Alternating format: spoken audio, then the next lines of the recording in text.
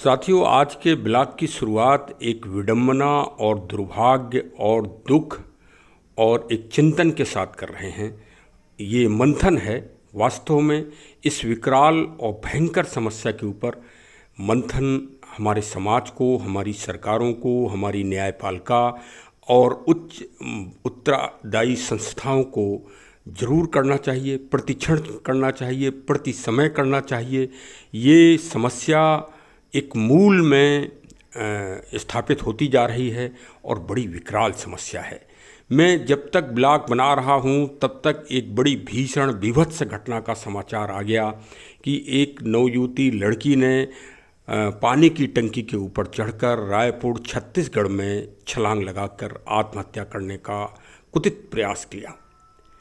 वास्तव में हमारे देश के लिए, हमारे समाज के लिए और समाज के लोगों के लिए ये एक कलंक है और ये एक भयंकर एक मंथन है और इस पर चिंता करना बहुत ही आवश्यक है। आज का ब्लॉग इसी पर है। मैं उस फोटोग्राफ को भी दिखाने का प्रयास कर रहा हूं जो रायपुर में आज घटना घटी। ब्लॉग बना रहा हूं मैं और उसी के साथ ये सूचना भी समाचार में विशेष रूप से राष्ट्रीय समाचारों के द्वारा बताई जा रही है। यद्यपि बच्ची को बचाने का प्रयास किया गया है, अस्पताल में एडमिट है, जीवन और मृत्यु से लड़ रही है, ये तो एक समाचार बन गया। लेकिन कई ऐसे मामले होंगे जिनके समाचार ही नहीं बनते और ये एक मानसिक और एक विकराल आपराधिक ये गठजोड़ हो रहा है।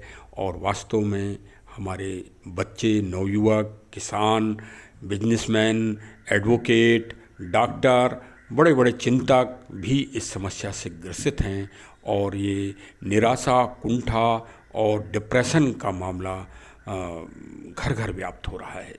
इसको दूर करने के लिए मैंने जो अपने पुलिस के अनुभव थे उनको मैंने समागम किया है। यद्यपि माननीय सर्वोच्च न्यायालय के चीफ जस्टिस महोदय DY चंद्रचूड़ साहब ने इस पर विशेष चिंता जाहिर की है।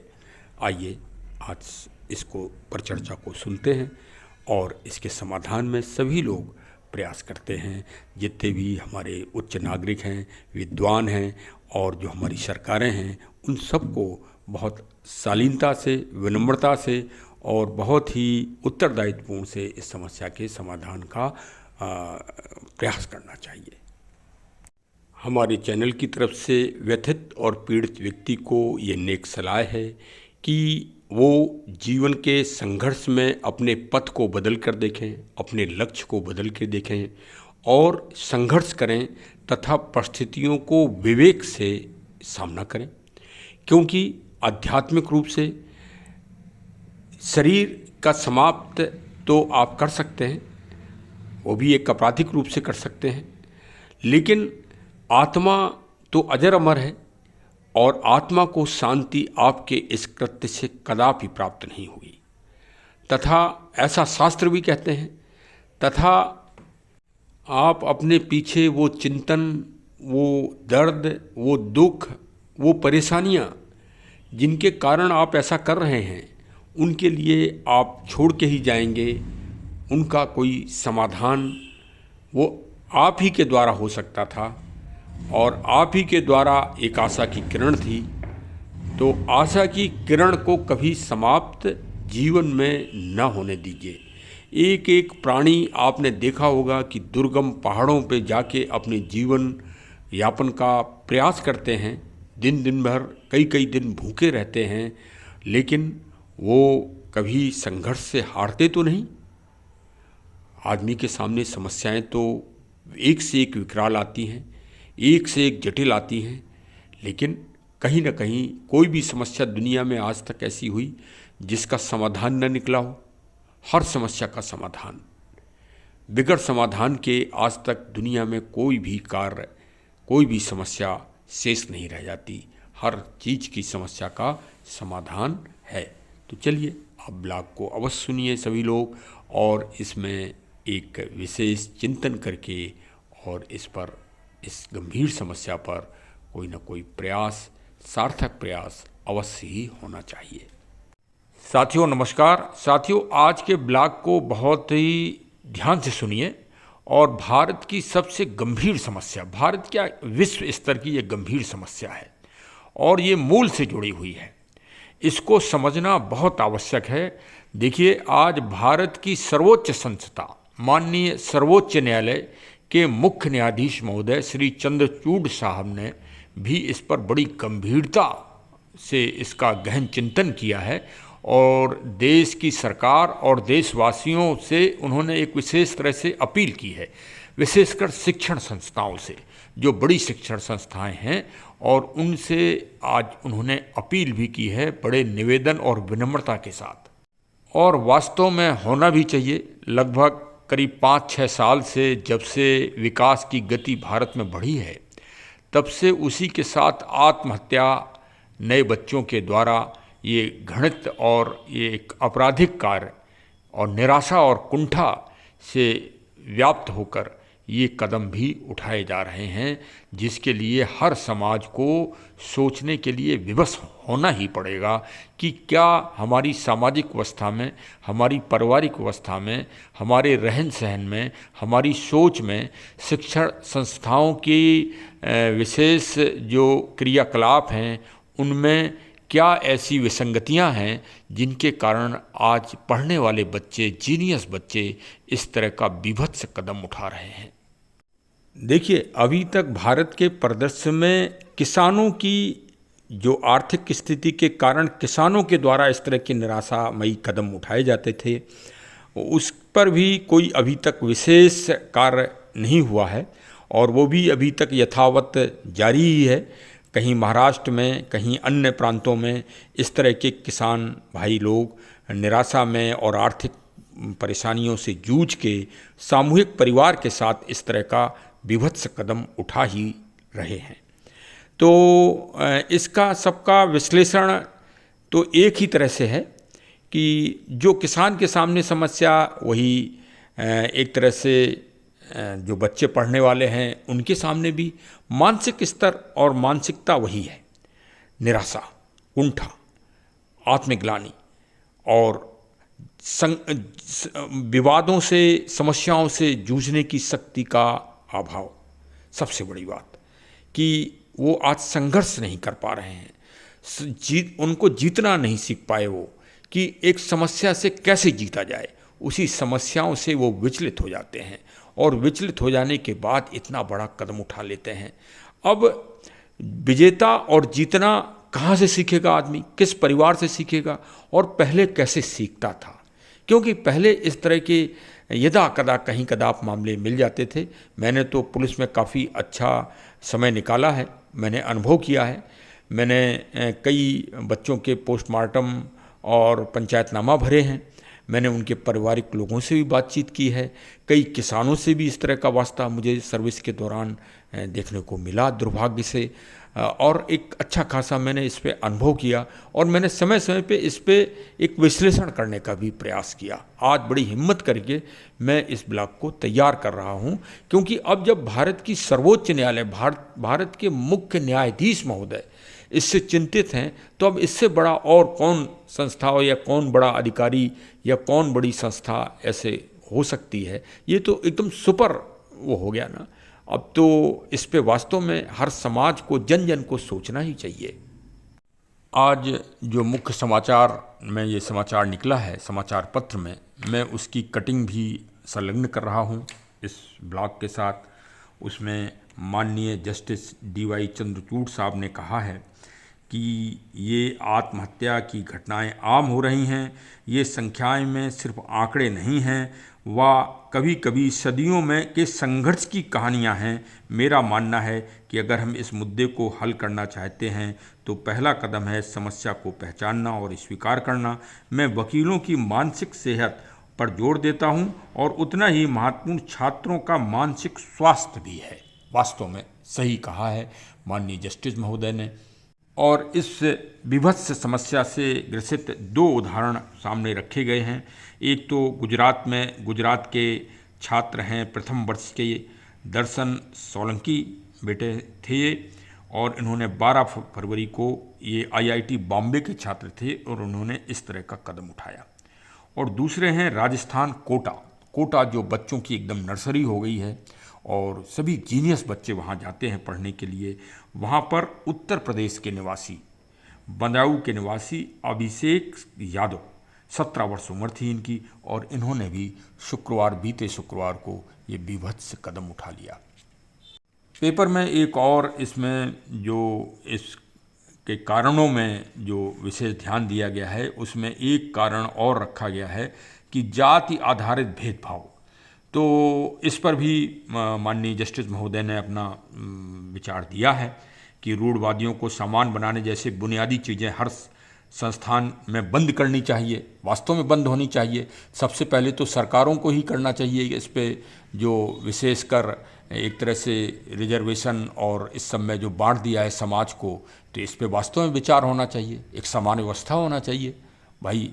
तो तभी तो जाति भेदभाव खत्म होगा, क्योंकि जब फार्म भरते हैं तभी इसकी शुरुआत हो जाती है कि कौन किस जाति का है भारत में। तो ये तो बहुत अच्छा विषय है, इस पर तो बिल्कुल समाप्ति कर देना चाहिए। ना कोई सवर्ण रहे ना कोई असवर्ण रहे, सब एक उसके रहें, और ये सारे रिजर्वेशन और इस पर समाप्त करना पड़ेगा। और नहीं तो भाई जब इतनी बड़े हमारे जस्टिस साहब कह रहे हैं तो ये वास्तव में एक मूल समस्या समाज में आ रही है, और विशेषकर शिक्षण संस्थाओं में, तो भाई ये तो समाप्त हो जाना चाहिए। हॉस्टल वगैरह में, छात्रावास वगैरह में, ये तो एक बहुत अच्छी सोच है, इसका तो वास्तव में एक आदर और स्वागत होना चाहिए। क्योंकि सवर्णों के बच्चों में भी बहुत डिप्रेशन आ रहा है कि वो 30% और 40% वाले बच्चों को नौकरी मिल रही है। भाई देखिए, निष्पक्ष बात करिए और बोलना पड़ेगा किसी न किसी को। गीता यही सिखाती है कि किसी न किसी को निर्णय लेना ही पड़ेगा। तो इस समाज की व्यवस्थाओं को, छात्रों में इस असंतोष को दूर करने के लिए सवर्ण भी असंतुष्ट हैं, और जो हमारे बैकवर्ड भाई साहब हैं वो भी असंतुष्ट हैं, और जो हमारे कर्मयोगी हैं SC ST वाले छात्र वो भी इस बात से पीड़ित हैं। तो भाई इस पीड़ित को सरकार समाप्ति कर देना पूरी तरह से, क्यों समाज में व्याप्त कर रहे हैं। अब या तो आर्थिक दृष्टिकोण से आरक्षण दिया जाए देश में, कब भाई कौन निर्णय करेगा इसमें? भाई निर्णय तो लेना पड़ेगा ना, और नहीं तो समाज में इसी तरह से असंतुष्ट होगा और नए बच्चे इसके काल कल्वित बनेंगे। इसको उन बच्चे निर्णय नहीं ले सकते, बच्चे तो निर्णय तो उत्तरदायी संस्थाएं, उत्तरदायी सरकार ही लेंगी ना साहब। तो वास्तव में ये तो एक खुशी की बात है, इसको तो हम सारे समाज को हर्षोल्लास के साथ स्वीकार करना चाहिए। अब जैसे चर्चा चली और जिसमें जाति ऐसा महत्वपूर्ण तत्व जोड़ा ही गया, तो ये बच्चों में ही नहीं है इसमें निराशा और कुंठा। जो सर्विस कर रहे हैं, एक साथ एक पद पे भर्ती हुए हैं, उसमें एक आदमी आरक्षण का फ़ायदा उठाकर प्रमोशन कर लेता है और दूसरा व्यक्ति प्रमोशन नहीं कर पाता, उसको सवर्ण का एक निराशा और कुंठा चालू हो जाती है कि भाई हम सवर्ण हैं, इस कारण हमको, तो समाज में एक वैमनस्यता फैल रही है ना। और जो इस तरह के गार्जियन हैं, जब वो अपने घर में जाते हैं तो घर में फिर बच्चों के ऊपर भी वही मानसिकता आती है, वही निराशा और कुंठा होती है, क्योंकि वो अपने पिता से, माता से सुनते रहते हैं कि हमारे साथ सरकारें जो है पक्षपात कर रही हैं। तो भाई बहुत अच्छा प्रश्न ये उठा। इसमें वास्तव में पूरे देश में एक बैठ के एक विशेष जांच आयोग बने, और जांच आयोग बन के, और ये एक कलंक है विशेषकर नवयुवक और किसान और जो यूथ भी, कई इस तरह के एक्टर्स और जो है बिजनेसमैन भी, इन्होंने भी इस बीच में सुसाइड किया है। तो इन कारणों को देखना सरकार की जिम्मेदारी है, लोक कल्याणकारी व्यवस्था सरकार का दायित्व है, और फिर माननीय सुप्रीम कोर्ट का दायित्व तो है ही।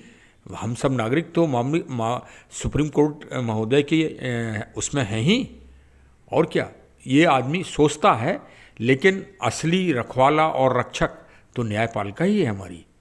और आज ये पढ़कर हमको तो बहुत अच्छा लगा कि कम से कम हमारे माननीय सर्वोच्च न्यायालय के चीफ जस्टिस महोदय साहब ने इस पे संज्ञान लिया। अवश्य ही इसमें कोई नई अच्छी नीति बनेगी, योजना बनेगी, जिससे बच्चों का जन कल्याण होगा और समाज में एक अच्छी व्यवस्था और देश में एक विकासात्मक सोच, सृजनात्मक, सकारात्मक, पॉजिटिविटी से भरी हुई एक नीति जरूर ही बनना चाहिए। बहुत बहुत धन्यवाद। लेकिन जो ये 2 प्रकरण आए और मैंने जो पुलिस में अनुभव किया, उसमें जाति ऐसा अंश हमें कहीं मिला नहीं भेदभाव वाला। कि किसी ने इस कारण से आत्महत्या की हो। इसको देखिए, उन विषयों को निकालना पड़ेगा कि वास्तव में उस सही चीज़ को, पॉइंट को पहचानना पड़ेगा कि ऐसा क्यों हो रहा है। देखिए, उसका सबसे बड़ा पारिवारिक ढांचा है। आज जब हम बचपन में थे तो हम कबड्डी खेलते थे, गिल्ली डंडा खेलते थे, सामूहिक खेल थे ये। आज कहीं आपको सामूहिक खेल दिखाई दे रहे हैं? एक जो क्रिकेट है उससे तो और लोगों में असंतोष हो रहा है, बच्चों में असंतोष हो रहा है, क्योंकि उसमें हर जगह जहाँ सिलेक्शन होता है टीम का, वहाँ जो पावरफुल बच्चे होते हैं उन्हीं का सिलेक्शन होता है अच्छी टीम में। कभी भी इस पर निर्णय कर लीजिए। जो गिल्ली डंडा तो सभी बच्चे खेल लेते थे, गरीब से गरीब बच्चा, और सभी लोग बड़े से बड़े बच्चे खेलते थे। गोली, कांच वाली गोली, ये सब खेल बंद हो गए हैं, सामूहिकता बंद हो गई है। इस पर लौटना पड़ेगा। नहीं लौटना पड़ेगा तो उस तरह की आपको मनोरंजन बच्चों में देना पड़ेगा। अच्छा, अब ये बताइए, बाबा दादी, नाना नानी के पास अब इतना टाइम नहीं, क्योंकि संयुक्त परिवार भी नहीं है, भी नाना नानी दादा दादी, तो कोई बम्बई में रह रहा है और बच्चे बम्बई में रह रहे हैं और नाना नानी गांव में अपना रह रहे हैं। तो कोई आज क्या कहानी सुना रहा है? कोई सुंदर जो है प्रभावित, इम्प्रेसिव, बड़े विद्वानों की जीवनियाँ, महान पुरुषों की जीवनियाँ, वो राजा रानी की कहानियाँ, वो एक तीर से लक्ष्य बनाने का काम, ये क्या बच्चे सीख रहे हैं? नहीं सीख रहे, नहीं सीख रहे साहब। वो आजकल तो मोबाइल हाथ में आ गए हैं सबके। देखिए, गहन बात पे चिंतन करना ही पड़ेगा। अब एक तरफ से गांव का, और गांव के बच्चे क्यों नहीं आत्महत्या कर रहे हैं, शहर के बच्चे ही क्यों कर रहे हैं? अब ये बताइए, कोटा में इतने जीनियस बच्चा था, वो आईआईटी बम्बई का बच्चा था, गुजरात वाला, ये तो जीनियस बच्चे थे ना, इन्होंने ऐसे क्यों कदम उठाए? देहात की अपेक्षा शहर के बच्चे ज़्यादा इस तरह कदम उठा रहे हैं। क्यों? क्योंकि वो शहर, उन्होंने कभी हारना नहीं सीखा। शहर के बच्चों ने कभी, उनकी डांट नहीं पड़ रही है आजकल शहर के बच्चों की। जो वो कर रहे हैं वो, क्योंकि माता पिता दोनों लोग सर्विस में चले जाते हैं और लड़का अपना बच्चा अकेला रहता है या तो सर्वेंट रहते हैं, तो वो उस पर हुकूमत दिखाता है। और जब वो शिक्षण संस्थाओं में पहुंचता है तो वहाँ अपने को बंधन महसूस करता है और एकदम जकड़ा हुआ महसूस करता है, और वो चाहता है कि यहाँ भी हमारी नीति चले, हमारा ही वो चले, क्योंकि वो कभी अपमानित नहीं हुआ बच्चे में। पहले तो बाबा दादी वगैरह कभी कुएं से पानी खींचना, बाल्टी खिंचवाना, बैलों को पानी पिलवाना, गाय को पानी पिलवाना, बकरी को पानी पिलवाना, ये सब काम बच्चे ही लोग किया करते थे। पूजा के सामान को धोना और साफ करना, झांकी सजाना, भगवान की सुंदर जन्माष्टमी पे, रामनवमी पे जो है श्रृंगार करना, ये सब बच्चों के काम थे। आज प्रायः बंद हो गए हैं साहब। यही कारण है कि बच्चों में असंतोष व्याप्त होता जा रहा है। पहले जो है माता पिता मंदिर जाया करते थे, बच्चों से दान करवाते थे, और जो गरीब लोग होते थे उनको भी दान करवाते थे। एक ये भी स्वस्थ परंपरा थी, जिससे उनको व्यवहारिकता का ज्ञान होता था बच्चों को, और वो एक सामूहिकता में रहते थे। ये देखिए, ऐसा नहीं कि किसी एक समाज में हो, ये हर समाज में गिरावट आई है। और जहाँ इस तरह का गिरावट नहीं है, लोग सामूहिक चीज़ों से जुड़े हुए हैं, वहाँ के बच्चे आज भी अव्वल हैं और संघर्ष कर रहे हैं। अब विशेषकर छोटे बच्चे पहले छोटे छोटे पौधे लगाते थे, कभी गेंदे के, कभी गुलाब के, कभी बैंगन के, कभी मिर्च के, उनमें पानी देना, उनको सेवा करना, ये भी एक बहुत बड़ा कार्य था प्रकृति से जुड़ने का। अब आजकल बच्चे तो मिट्टी से दूर हैं, फ्लैट में रह रहे हैं। फ्लैट क्या है? वो एक तरह से कैद खाना है। जेल का कमरा छोटा होता है, घर का जो फ्लैट होता है वो थोड़ा सा बड़ा होता है। उसमें 2 कमरे में आप घूम लीजिए, बस 2 कमरे के अंदर रह लीजिए, खिड़की भी बंद कर लीजिए, हवा भी नहीं आना है। तो भाई कुंठा और ये सब निराशा तो वहीं जन्म ले रही है ना, इन्हीं फ्लैट संस्कृति में ही ये जन्म हो रहा है। मानवर, इसको सोचना पड़ेगा, इस पे विचार करना पड़ेगा। अच्छा, आजकल स्कूलों में यद्यपि टीचर लोग प्राइमरी सेक्शन में कहानियाँ सुनाते हैं, लेकिन वो कहाँ की सुनाते हैं? विदेशों वाली, जैसे टिंकल टिंकल लिटिल स्टार। अब विदेशों की कहानियाँ भाई सुनते हैं तो अब न इधर के रहे न उधर के रहे। अरे भाई, ये बताइए, अब पंचतंत्र ऐसे महान जो है ज्ञानवान और प्रेरणात्मक और मोटिवेशनल कहानियाँ कहीं मिलेंगी, लेकिन आजकल कहाँ ये कहानियाँ पढ़ाई जा रही हैं? हाँ, विदेशों में पढ़ाई जा रही हैं, पूरे यूरोप में पढ़ाई जा रही हैं, पूरे अरब में पढ़ाई जा रही हैं, पूरे रसा में पढ़ाई जा रही हैं, जर्मनी में पढ़ाई जा रही हैं, संस्कृत भी पढ़ाई जा रही है। लेकिन भारत में ट्विंकल ट्विंकल लिटिल स्टार चल रहा है। तो भाई अब उसी तरह की संस्कृति यहाँ भारत में पल्लवित हो रही है। तो अब निराशा तो होगी होगी। मेरा ये सजेशन है, मैं पहले भी इसमें ब्लॉग बना चुका हूँ और आज पुनः दहाड़ के इस बात को कह रहा हूँ कि पंचतंत्र की कहानियों को भारत सरकार को, भारत के सर्वोच्च न्यायालय को हर प्राइमरी सेक्शन में अनिवार्य कर देना चाहिए। जो आप बच्चों को लैपटॉप, मोबाइल फ़ोन और अन्य तरह के जो वो दे रहे हैं, सहयोग कर रहे हैं, उनको छात्रवृत्तियाँ व स्कॉलरशिप दे रहे हैं आप लाखों रुपए की, वो दीजिए या ना दीजिए उसका निर्णय आप लोगों का है। लेकिन हमारा सजेशन ये है कि पंचतंत्र की किताबें बाकायदे सरकार की तरफ से प्रिंटेड होकर, जैसे बच्चे का एडमिशन हो उसी स्तर के अनुसार, जैसे चित्रों के साथ उसके साथ बच्चों को दीजिए। देखिए, दुनिया में पहली किताब भारत की दर्शन की और बच्चों के शिक्षण की ऐसी है जिसको 6वीं शताब्दी में अनुवाद किया गया। किसमें? ईरानी भाषा में, अरबियन भाषा में, फारसी भाषा में, 6वीं शताब्दी से, और लगातार आज तक उसका पूरी दुनिया में हर भाषा में उसका अनुवाद हो चुका है। लेकिन हम भारतीय घमंडी हैं और हम अपने मूल को छोड़ते हैं। ये हमारी आदत है, सारे भारतीयों की आदत है ये, हर समाज के लोग की, कि हम अपने मूल को छोड़ने की हमारी आदत है। अब इस पे फिर ब्लॉग बड़ा हो जाएगा, लेकिन मैं यही कहूँगा कि बच्चों को पंचतंत्र के मूल भाव से जोड़िए और वो मानसिक, जिससे बच्चों का डेवलपमेंट हो, साइकोलॉजिकल डेवलपमेंट होना ज़रूरी है बच्चों को, क्योंकि उसमें हारना भी सिखाया गया है पंचतंत्र की कहानियों में, और जीता कैसे जाए ये भी सिखाया गया है।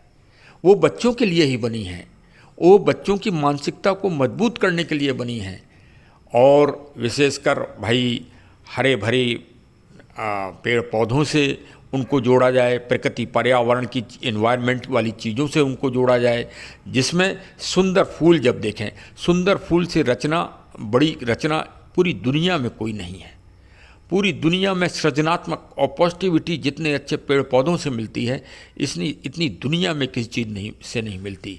जैसे ये बिल्डिंग बन रही है, चाहे जितनी सुंदर बन जाए, भौतिक चीज़ है, आज नहीं तो कल गिरेगी, कल नहीं तो परसों गिरेगी। और एक पौधा है, बड़ा होगा तो वो प्राणवायु ऑक्सीजन भी देगा और जो है एक लोगों को खुशी और आनंद भी देगा। जब तक प्रकृति से बच्चे, जन जन बच्चे नहीं जुड़ेंगे, जन जन किसान नहीं जुड़ेंगे, तब तक सुख और समृद्धि नहीं आएगी। निराशा और कुंठा ही इस देश में व्याप्त रहेगा। ये सब उत्तरदायी संस्थाओं को, उत्तरदायी सरकारों को बच्चों के परवरिश के लिए और बच्चों के वेलफेयर के लिए सोचना ही चाहिए और एक बहुत अच्छी नीति बनाना ही चाहिए। The child is the father of man, W Wordsworth की जो ये उक्ति है, ये सर्वथा सत्य है। बच्चे ही भविष्य हैं, बच्चे ही इस देश के कर्णधार हैं, इस दुनिया के कर्णधार हैं। उनको, उनके वेलफेयर के लिए हम सरकारों को सोचना ही चाहिए। हम सब परिवार के सदस्यों को भी सोचना चाहिए। एक एक माता पिता जब सोचेंगे बच्चों के वेलफेयर के बारे में, तो फिर वो बच्चे इस तरह का घृणित कर्तव्य नहीं उठा पाएंगे। रोज़ बाहर बच्चे गए हैं, रोज़ मोबाइल फ़ोन पे बात करिए, उनकी कुशलता लीजिए, उनको सही संदेश दीजिए, उनका प्रेरणात्मक और मोटिवेशनल, जो अगर उनके कोई वो है, उत्साहवर्धन करिए। उनको कोई परेशानी है, उस समस्या को दूर करिए और जन जन में एक जागृति फैलाइए। और जैसे होली ऐसा त्यौहार है, बसंत पंचमी है, दीपावली ऐसे त्यौहार हैं, अन्य समाज के जो त्यौहार हैं, उन त्यौहारों को भी खुशी और आनंद से मनाया जाना चाहिए। वो एक सर्वांगीण विकास के लिए हमारे पूर्वजों ने सोच समझ के बनाए हैं। मौसम के अनुसार, जलवायु के अनुसार, समाज के अनुसार, रीति रिवाजों के अनुसार, भविष्य को देखते हुए बनाए गए हैं। जो बच्चे कथाओं में, धार्मिक चर्चाओं में, जो बच्चे किसी भी शास्त्र का अध्ययन करते हैं, आध्यात्मिक शास्त्र का, उन बच्चों में इस तरह की कुरीतियाँ, इस तरह के कदम कम उठाने के चांस रहते हैं। ऐसा मैंने अनुभव किया है पुलिस विभाग में कि जिनका परिवार, जिनका समाज धार्मिक कामों से और अच्छी सोच से प्रभावित है, वहाँ के बच्चों का भविष्य उज्जवल होता है। तो भाई श्री रामचरितमानस पढ़ाएं, श्री गीता जी का अध्ययन कराएं, पंचतंत्र का अध्ययन कराएं, और या अन्य समाज के लोग हैं जहाँ भी अच्छे शास्त्र हैं, गुरुवाणी है, जैन साहित्य है, बौद्ध साहित्य है, इस्लाम जी का साहित्य है, क्रिश्चियन जी का जो अच्छा साहित्य है, उन सबको पढ़ाया जाए। और फिर सनातन धर्म में तो इस साहित्य की कोई कमी नहीं है। श्री सनातन तो एक से एक कहानियाँ बहुत सुंदर हैं, उनको जन जन में फैलाया जाना चाहिए, जिससे लोगों में मानसिक कुंठा, मानसिक निराशा का उत्सर्जन बचपन से ही ना हो, उनमें हारने की भी भावना आए, उनमें प्रबल शक्ति जीतने की भी हो, उनका व्यक्तित्व का पूर्ण विकास हो, तब ये समस्या का समाधान होगा। चलिए, जिसको जैसा सोच हुई हो, अनुभूति हुई हो, हमारे ब्लॉग को सुन के उस तरह की अपनी प्रतिक्रिया दीजिए। और मेरे पुलिस के अनुभव को काफ़ी कुछ शेयर किया है, क्या मैंने उन परिवारों के उन दारुण कष्टों को देखा है, अनुभव किया है। इस आधार पर मैंने ये एक ब्लॉग बनाया है, और जैसा जिसको लगा हो कमेंट के द्वारा हमें अवश्य अपनी प्रतिक्रिया दीजिए। बहुत बहुत धन्यवाद। हमारे चैनल से अवश्य जुड़ें और साथ में साम्यक घटनाओं पर इसी तरह की चर्चा परिचर्चा में भाग लें। बहुत बहुत धन्यवाद। जय हिंद, जय हिंद, जय हिंद।